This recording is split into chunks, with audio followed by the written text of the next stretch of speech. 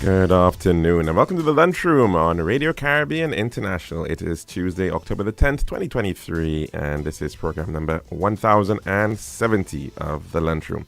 I'm your host, Calixte George Jr., and of course, in addition to 101.1 FM radio, you can get us at our YouTube page. Just search for Radio Caribbean International Live, and you will find that link.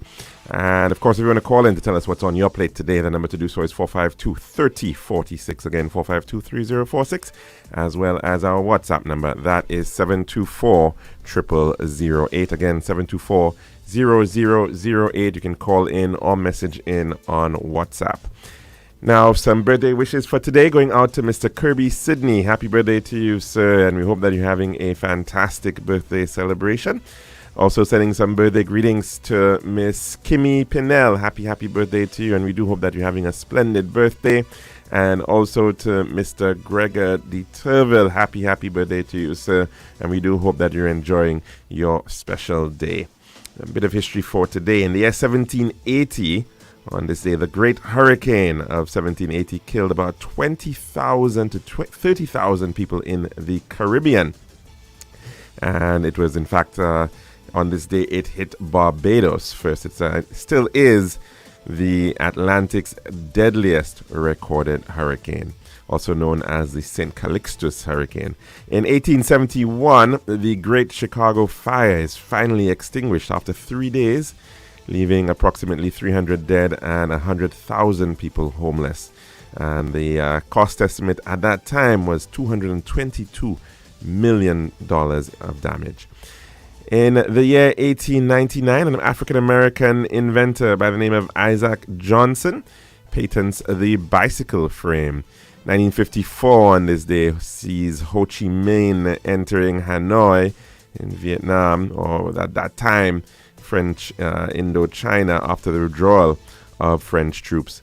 1957 on this day, a fire at the Windscale nuclear plant in Cumbria in the north of England became the world's first major nuclear accident.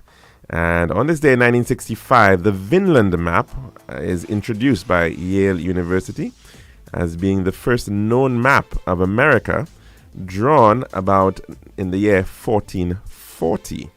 Of course, that predates the arrival of Christopher Columbus to the Caribbean.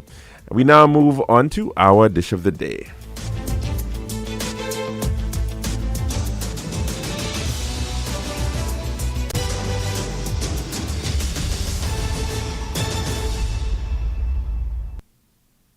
The Daily Dish is brought to you the kind compliments of our good friends at Tiles Plus. One tiles for your home, I see. Bathroom, kitchen, pantry. Need tiles for your balcony. Come down to Tiles Plus, satisfaction guarantee. Tiles Plus, Tiles Plus, Tiles Plus. Big tiles with unbeatable cost. Customer service, A+. With all kind of tiles, come down to Tiles Plus. We also got gasway and vanity. Box, doors, you'll see. Come down to mind nobody. We got the best tiles on island. Trust me. We are located Lance Road in Castries, Bosses Grosile, and Slack Street in Beaufort. Telephone number 453-7939. Tiles Plus. Serving now, the Daily Dish. And welcome back to our program here at the Lunchroom at Radio Caribbean International. Now, of course, we were originally supposed to have had some guests in. I don't think they can make it anymore. But of course, maybe we can catch up with what they were promoting sometime before it actually happens this week.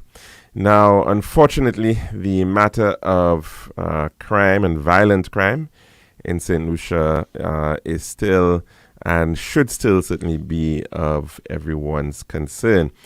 And over very recently, in fact, just yesterday, we unfortunately saw another situation where a young 25-year-old Basse Joseph resident by the name of Mr. Dane Felix, in fact, succumbed to an attack on his life by gunshot. He was shot a number of times, and unfortunately, we have yet again another grieving family. In fact, I believe from incident. What we were hearing from the news, in fact, his brother also lost his life tragically not too long ago.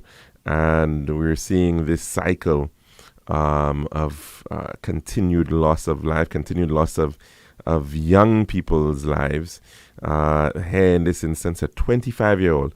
And he was certainly very prolific as an individual of 25 years of age. In fact, he was a music producer. He was involved in a number of the Denry segment music that you may very well be hearing to and jamming to on a weekend at various parties or whatever the case may be. And so here you have such great talent. Here we have a situation where the country is talking about pivoting towards services, pivoting towards the creative industries, towards allowing for sectors that can easily be scaled up. And that's the nature of why the music industry is so powerful for a country like St. Lucia, because it's easily exportable. It doesn't require massive industry. It doesn't require massive amounts of equipment and manpower, but yet still it can reach the world. It can reach anywhere around the world, and so it is certainly something that we have been told and we have seen that you can actually have a competitive advantage in. And it is really unfortunate when you have individuals who are so skilled, who are really able to create wealth for themselves and for so many other people by extension within an industry, and their lives are being lost. And this type of homicide, this type of crime should continuously remind us that, what we're seeing right now is not merely affecting one individual. Yes, that one individual has lost their lives, but it's affecting families, it's affecting companies, it's affecting industries, and it has certainly a major knock-on effect to all of us. And we certainly do need to think a lot more about the state of affairs when it comes to what we are witnessing continuously right here on our island. I think we are now up to, about 66 homicides for the year 2023. If we were to move back 30 years or less than 30 years, 25 years ago, if we were speaking about 30 homicides, we would have been speaking about a lot of homicides. 30 years ago, if we were speaking about 20 homicides, we would be speaking about a lot of homicides. And so within 3 decades, we've actually we've more than tripled the number of homicides that we're seeing in such a small country like ours of about 180,000 people. So there is no comfort in this situation, and certainly we very much appreciate the challenges and the difficulties that are faced by the Royal St. Lucia Police Force, and certainly the efforts at play by the police and providing the police with the necessary resources. It's all very, very important. It's all critical. And of course, we're seeing the support that the government has to give in terms of going and buying more vehicles and getting more equipment, munitions. The efforts at play right now through the U.S. government in terms of supporting and ensuring that our forensic laboratory, a forensic lab, is in fact being upscaled so that it can in fact become a center of excellence for the Caribbean in that area of expertise. And the efforts at play, of course, by Taiwan, which is celebrating its Double 10 National Day today, supporting in terms of providing equipment like drones, which of course are really important to make that difference in terms of intelligence gathering and surveillance, and so it's all very good to do that. And let's hope that we can see some of these things beginning to bear fruit. But certainly, on the other side of it too is the challenge that we have to deal with, which sometimes it has been sown decades before as well, right? And of course, the challenges of the economic situation, the social situation, still the skills gap that we are experiencing, and ensuring that the other people who are taking on this act of deciding that they want to commit crimes, when they certainly should have skills that can in fact create wealth instead of destroying wealth. That's really part of the challenge that we certainly have to deal with. It certainly is no excuse for those individuals who are out there doing these acts, because there is no doubt about it that it is reprehensible, it is horrendous, and I'm pretty certain that they can be engaging in other actions, other forms of activity beyond what is clearly the issue of going out there and taking the lives of other people, other human beings. And we certainly have to condemn it in the strongest form and fashion. And of course, we all have our roles to play in terms of supporting the police, in terms of supporting law enforcement and the judicial system when it comes to this matter of crime prevention, crime abatement, and stymieing the matter of anti-social behavior. That's our dish of the day. When we come back, we'll take in your calls. This has been The Daily Dish.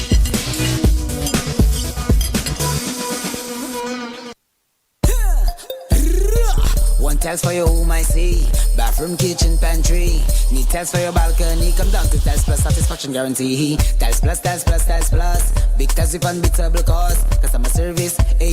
With all kind of tiles, come down to Tiles Plus. We also got gasway and vanity. Books, doors, you'll see. Come down, don't mind nobody. We got the best tiles on island. Trust me. We are located Lunchroom in Castries. Bosses, you Grozile. And Slack Street in Beaufort. Telephone number 453-7939. We're invested in your success. I need to pay my final year tuition. We're invested in your happiness. I want the biggest wedding ever for the love of my life. We're invested in your peace of mind. A home of my own? Finally. At Republic Bank, we're invested in you. Your dreams, your goals, your wants and needs drive us to be our best selves. It's because of you we innovate and push forward. A Caribbean bank serving the Caribbean for almost 2 centuries. Call or come in and talk to us about your goals today. Republic Bank, we're the one for you.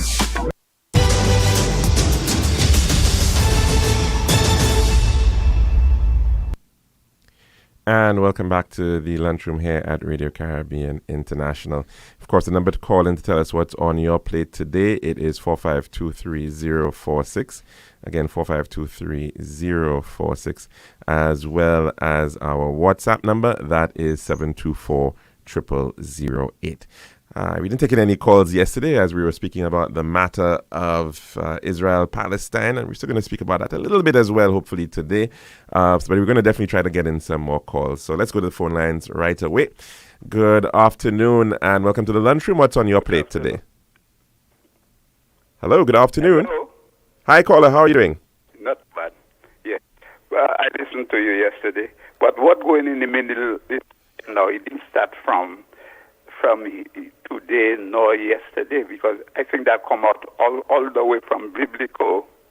Well, that's part of the point I was trying to make yesterday. Yes, certainly that this is has been a place of conflict for thousands of years. Thousands, yeah, because when they say the Arabs and the Jews, but the son of Abraham, Hagar, was Isaac, and Ishmael was the son of Abraham and his wife. That's a gift God gave them. Yes, Sarah. Yes, yeah. And I mean, they all. That's why they all considered Abrahamic religions, because they see themselves having a similar root, a similar story, and the figures exist in all three of these religions. The sons of Abraham. Even Jesus is seen as a prophet by the Muslim faith. They know about Mary. They recognize Mary as well. So there are certainly a lot of commonalities across all these religions. What really happened there right now, what they're fighting over right now as we speak, is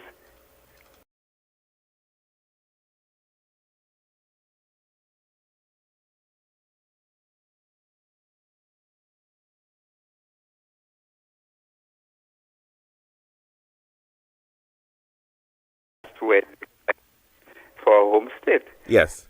And they fight, so they had to fight the British. Yeah, they fought the British.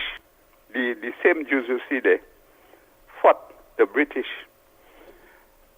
And today, what I'm seeing there, that is savagery.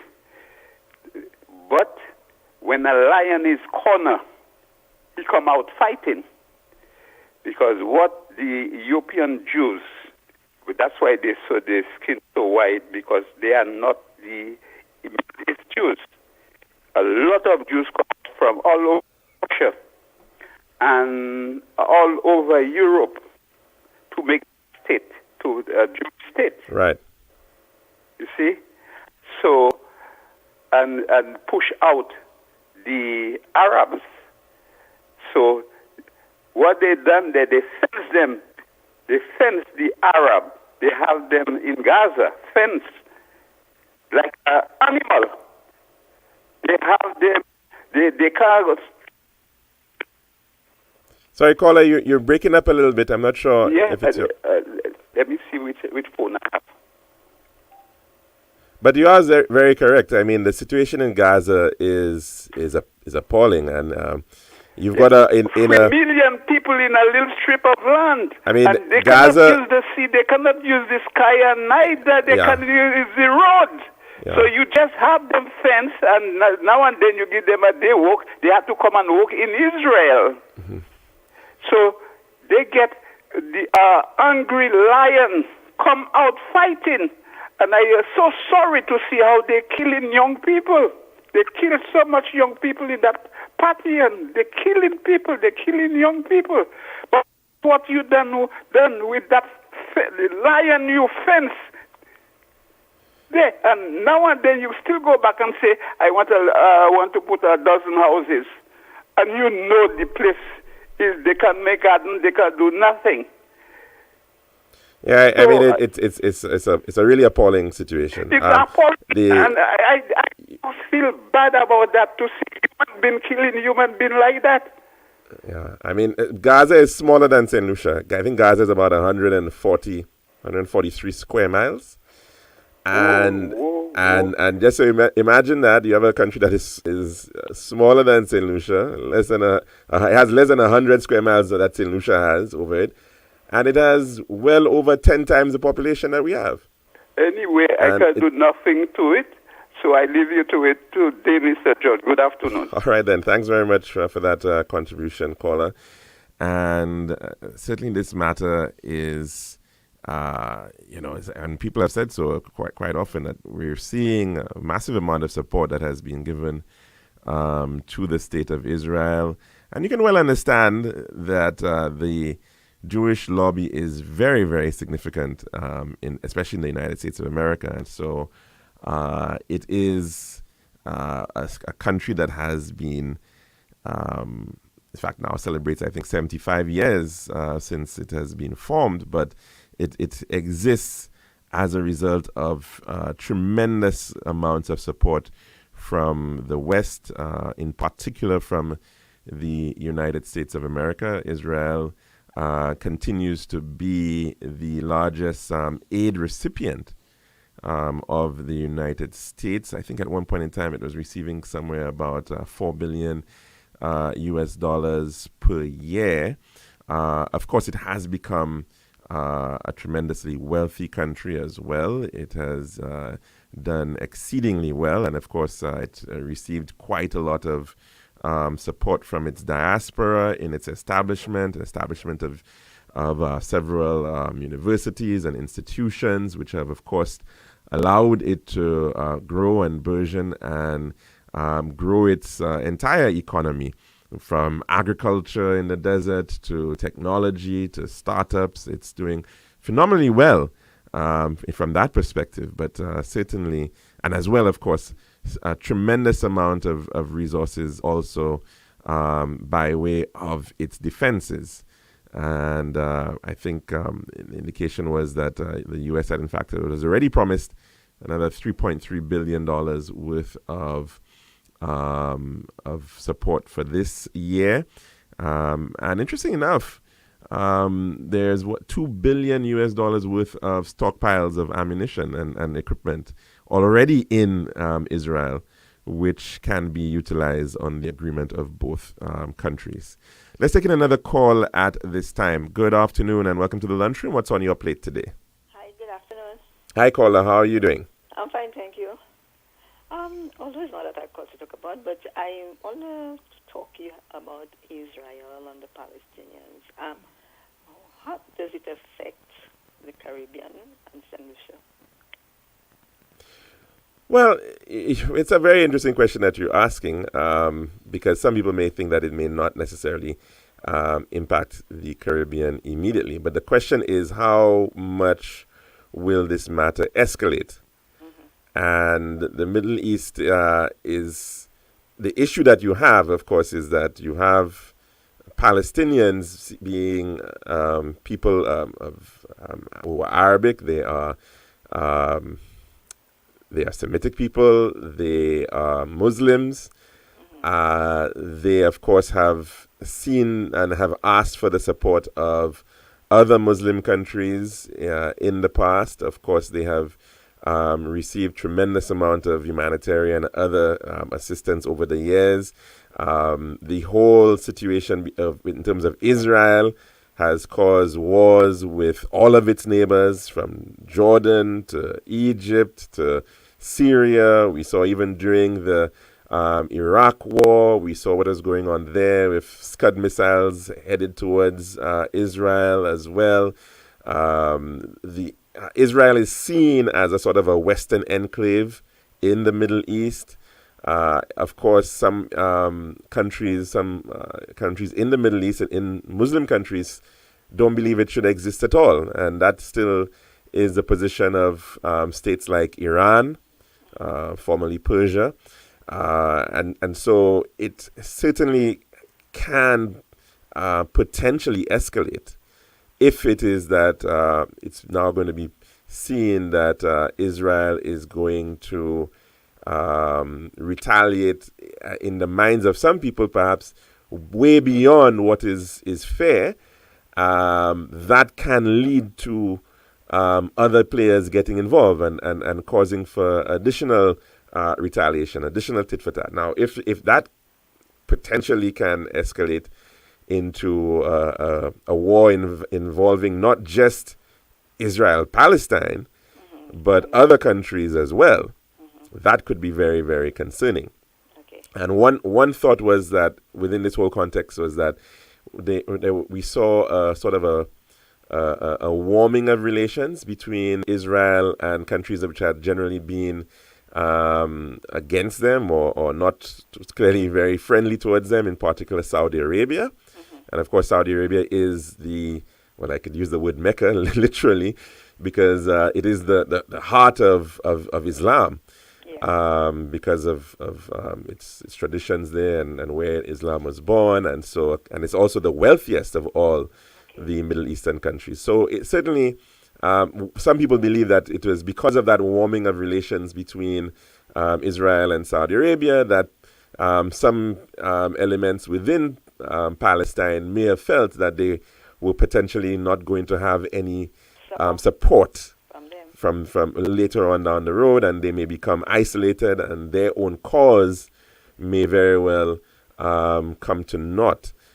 So that is part of some of the thinking that as to why Hamas may have decided to act at the time that they've decided to act right now. Okay, because I was listening, I heard like Trinidad had were taking out say people from Israel, because including imagine yesterday a 16-year-old girl. I don't know if she's going to school up there or what, but she was able to get out from Israel, right? Over to England and then back to Trinidad. So Trinidad was trying to actually get the people out before things escalate. Right. That's why, and I hear a lot of, because I hear a lot of talk about these things, because I listen to the men. Most times it's usually men that talk about it, like they call the radio station, and that's all they seems to be talking about. and to me, it's like Hebrew, they're speaking Hebrew to me, because right. I really don't understand. I know, this goes back to biblical times and all of those things, but, it's just like the Ukraine one and Russia, you hear a lot of talk of what's going on. And my only concern is how much thing can have an impact on us as a Caribbean country and even my small country. So that was all I wanted to talk about. But you spoke about the crime. You said it was 66. But I just feel that there is not enough condemnation of some of the killings that are taking place. I just find I listen to radio stations and you hear people call, especially men, because it seems like men are the more people already calling all of the more vocal agenda. Yeah, and so I'm left with the impression sometimes that maybe women are more out there hard at work, taking in the forefront, and because some of them are hardly working and have more free time on their hands, so they call and thing, and this I listen, and sometimes the contribution they make to with the crime, I hear them giving no kind of suggestion or any other thing that let me put my input, see how I can make a change in my country. Because you have a lot of young men out there, as I say, without father figures in their life. Now, I don't say because you don't have a father figure in your life that gives you the right to go and behave bad and shoot and kill and do all those kind of things. But I just feel, there's a lot more should be done and said about it. Look at example. You're telling me there's a match on Saturday from 4 p.m., 3:40, 4 p.m. in V4. Isn't there? Oh, the march is in V4? Okay. Yes.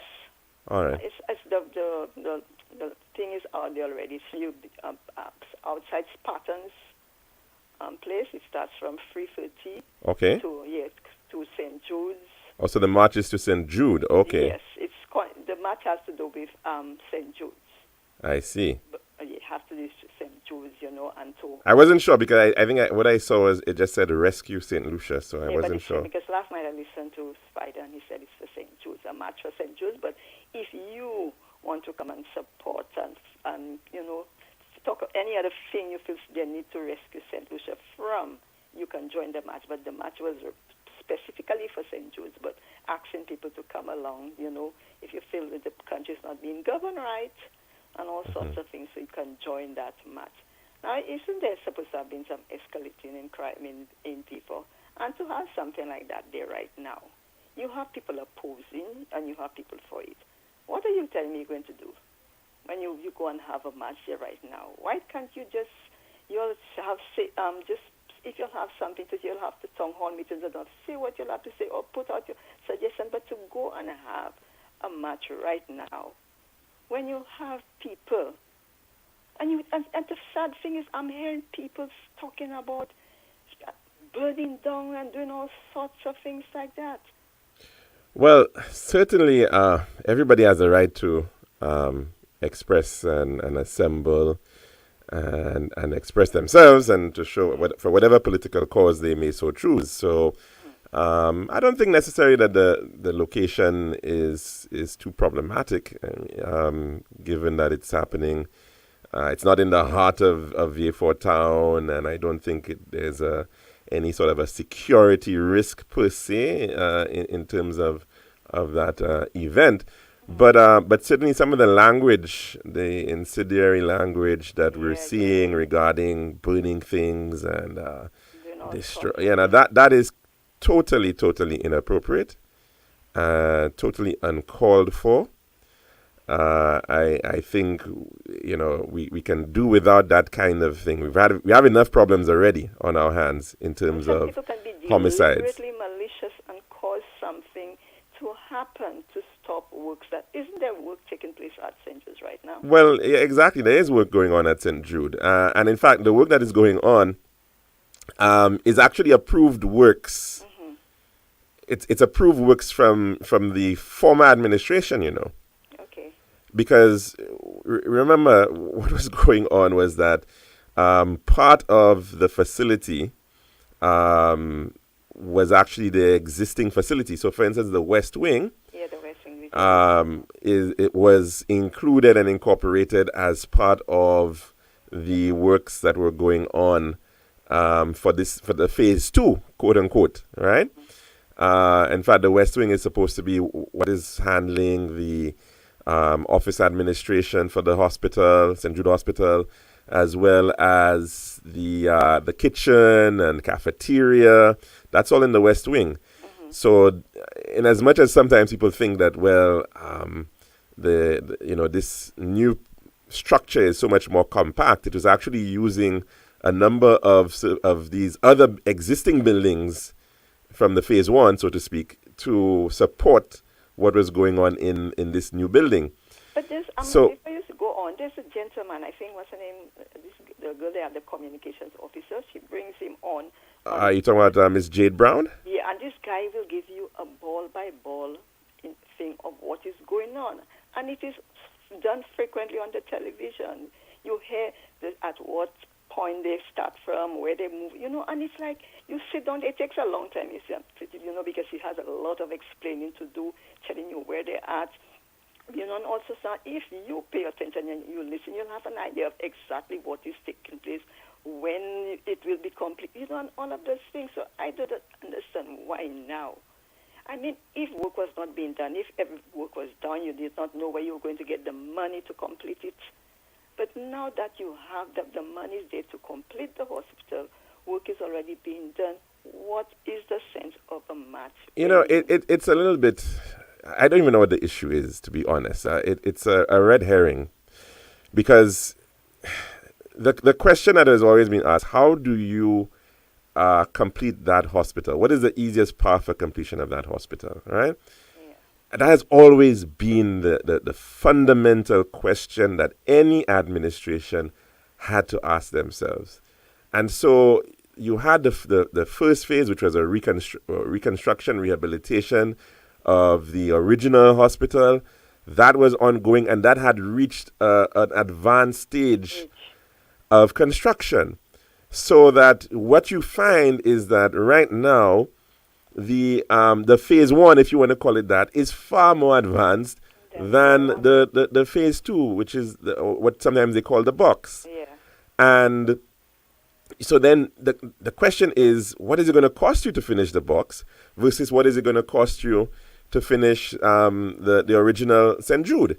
That's part of the problem that you've got right there. So, and so the argument that, look, you have to finish one of the... At the end of the day, you would think that the plan would be, and I think the plan is in any case, to ensure that the entire facility, phase 1, phase 2, all needs to be functioning at some point. They said so.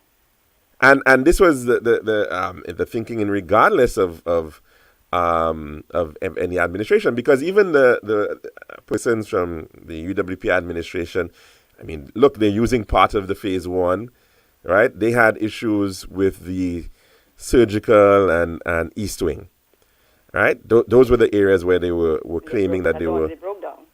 No, not where they broke down. Okay. What was broken down was the dialysis building.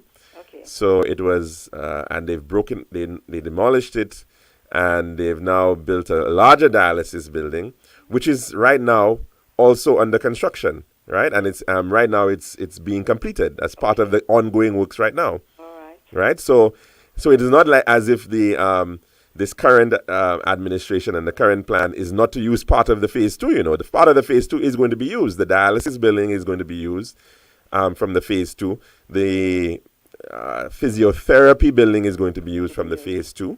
Right. So at the end of the day, you're talking about buildings. You're talking about ensuring that these buildings have use and purpose. Right. And that is really what is important at this point. All of them would be used. Even the supposedly box will be used too. Well, yeah, I mean, eventually the box would have to be used because you have a significant amount of space there, right? And you want to ensure that it gets used. I would think, at least from my perspective, what should happen with that phase 2 is that it becomes a tertiary care center so that you can have potentially, I mean, look at, for instance, the former administration, they were looking at bringing in Health City Cayman or bringing in a third-party health provider. Now, those entities could certainly assist in terms of doing more specialist care if they want to bring in individuals who are doing, whether it's cancer treatment, whether it's diabetes treatment, whether it's, there's a high demand these days for cosmetic surgery and other types of things like that are, so maybe that is what that facility could become. It could potentially become part of your overall thrust towards medical sciences and establishing maybe a faculty of medicine, maybe a faculty of medicine in collaboration with the University of the West Indies. All of those things should be considered. So I don't think you can just simply think, leave this building there to rot. That's not, God forbid, should ever be the plan. But the question is, how do you achieve a hospital for the catchment, for the people in that area, in the quickest possible time? What is the easiest route to be able to achieve that? And that is based on the technical assessment that had been done, and I think based on fairly good common sense, that is what is the aim at this point in time. Before I leave, I'm the people responsible for the Marie Islands and those places. Yes, the St. Lucia National Trust. I was listening to the news and I'm hearing that, don't they have snakes there? Yes, there's the world's rarest snake is actually found there, the St. Lucia racer. This thing, is it dangerous? No, it's not poisonous. It's not dangerous at all. No. I was wondering, how is there's snakes there and people can go and stoop and defecate right there?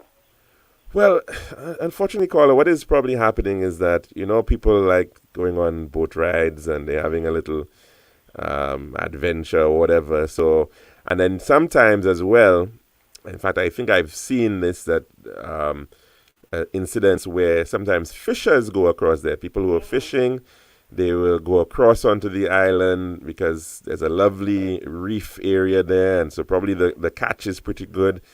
And that's part of the problem. Now, if you get it over there, as far as I know, there are no washroom facilities.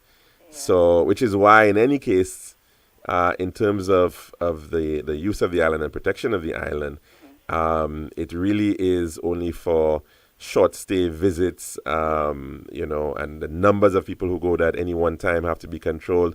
There's a very specific time of year that you can go, because not only is it very important for conservation of the St. Lucia racer, the world's rarest snake, but of course the whiptail lizard as well, which is also endemic to St. Lucia.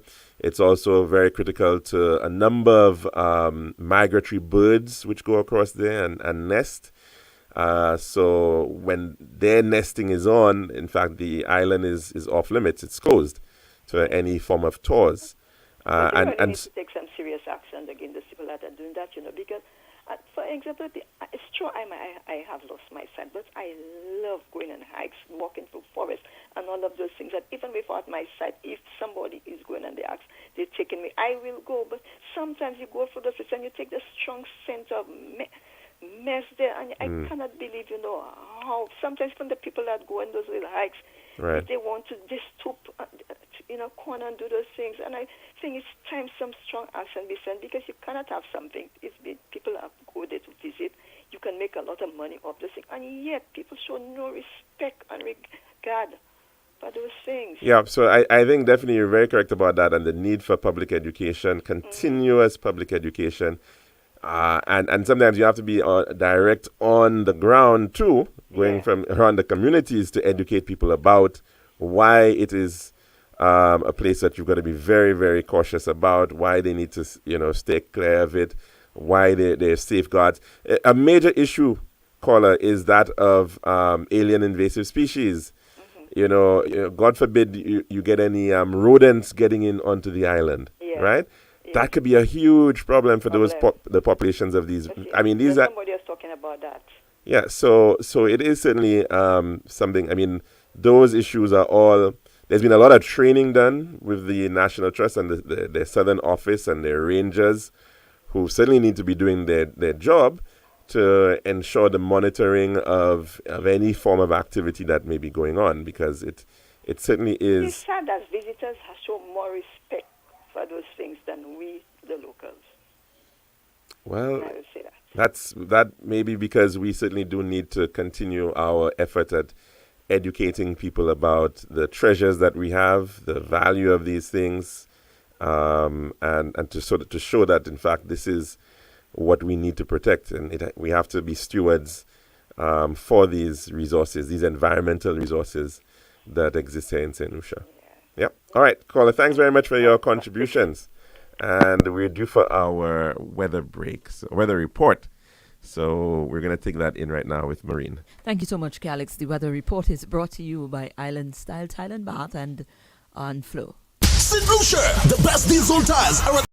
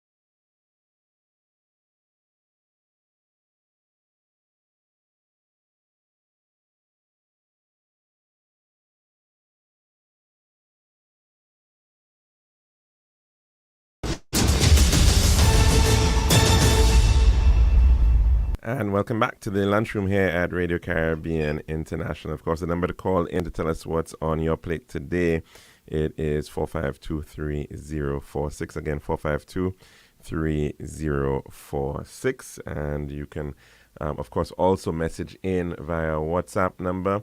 That is 724-0008. Again, 724-0008. And just to follow up a little bit on the matter of Israel, Palestine, and of course the issue there, we can well appreciate that if there is any kind of serious escalation, what that can potentially do to the matter of oil prices, what that could potentially do to the matter of trade. We've seen in the past how some of these conflicts have actually led to significant trade issues. Vessels may decide that they're not going to be passing through the Suez Canal or through the Red Sea. They may be cause delays. All of those things can, in fact, we are such an integrated, interrelated, interdependent world that we can't think that, things that are just happening some other part of the world that it's not going to have an impact on what's going on. You'd be very surprised that to find out, or maybe not so surprised that there are some critical areas in the world where there is lots of interest being played because of the knock-on effect that it will have in other parts of the world. And certainly the Middle East has been one of these hotspots, and especially so because of the presence of oil and gas, the presence of energy resources that we very much still depend on, despite all the world's efforts to decarbonize, to shift towards greener, renewable forms of energy. We're still heavily dependent on an oil and gas, and so no doubt the world's leading economies like the United States, like China, they still are very keen in ensuring that, on wanting to see that there is stability in that region. And one can even say that it can have just as critical an impact. We saw what happened in Ukraine. And, maybe a number of St. Lucians before, a couple of years ago, before the start of that war, may not have known very much about Ukraine at all. And we've seen how that has actually had knock-on effects from Europe and, of course, even right here in the Caribbean with respect to the cost of things going up from fertilizers and agricultural products and shortages of various things. And so there are significant impacts that eventually will have implications for us here. They sometimes result in recessions in other parts of the world, whether it's in Europe, in the United States. And those recessions obviously have an impact on the spending power of individuals. They will spend less on things like vacations. And that means that they might stay home and travel staycation instead of coming to the Caribbean, coming to St. Lucia. And of course, that has a direct impact on our economies right here in the West Indies. So we certainly do need to be aware of these types of issues. And some people may say that there's very little that we may be able to do about it. And sometimes there is something that we can do. The matter of Haiti, for instance, has been a long-standing one, and perhaps it does not have a direct major economic impact on us, perhaps because largely people who are migrating from Haiti, they're not heading necessarily towards the Eastern Caribbean. They may be heading more towards the North American continent, but it certainly still can have major implications. And of course, speaking of that, even the sanctioned help to Haiti at this time has been stymied as a result of a court matter which was brought up by a former candidate in the Kenyan presidential elections. That issue, there he is challenging the right of Kenya to, in fact, send military support, to send a force to Haiti. And you may be wondering, why is that the case? I'm not too familiar with the Kenyan constitution. The individual is doing so, bringing forward that case, is in fact an expert on the Kenyan constitution. And in some cases, in some countries, their constitutions do limit the powers of their militaries. You could think of Japan and Germany, for instance. Their post-World War II constitutions, in fact, limited their armies to simply being defense forces. They can only defend their sovereignty, their country, and cannot be utilized in any form or fashion to engage in any warfare or any action or any offensives or at all. They, in fact, are barred from doing that under the constitution that they have.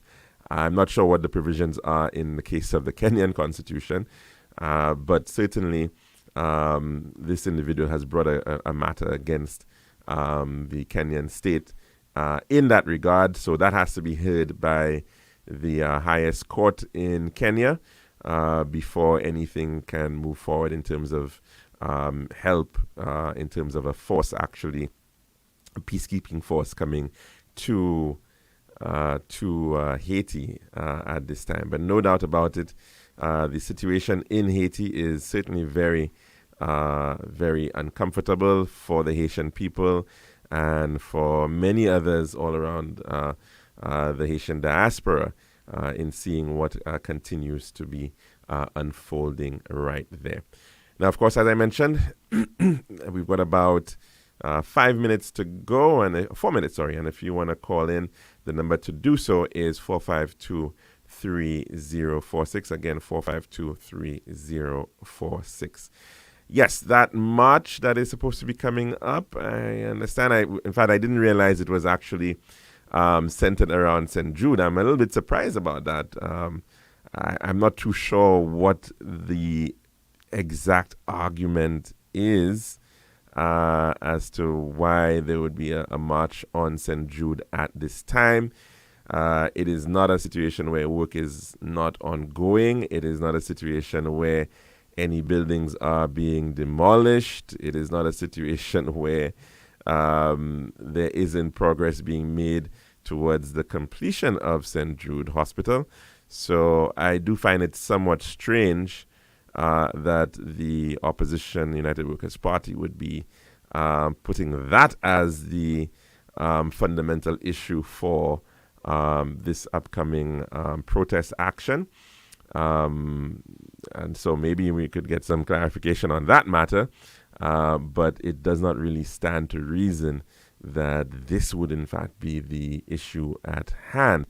And like I mentioned, you have significant cost implications with respect to the completion of what is termed as the box.